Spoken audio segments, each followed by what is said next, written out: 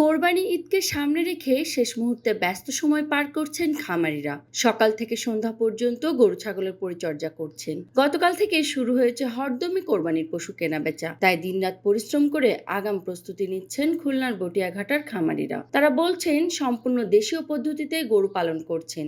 যদিও পশু খাদ্যের দাম অনেকটা বৃদ্ধি পাওয়ায় পশুপালনে খরচ আগের তুলনায় অনেক বৃদ্ধি পেয়েছে। তবুও গতবারের লোকসান এবারের ঈদে পুষিয়ে নেবেন বলে আশা প্রকাশ করছেন খামারিরা। এই দেশি খাবার বসি, মুড়ো, পালিশ, ফিড, ভুট্টার গুঁড়ো।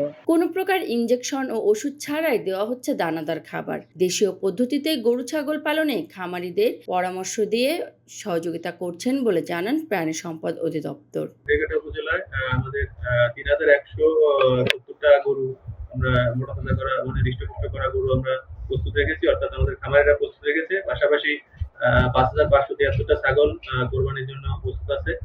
Desk report, voice of tiger.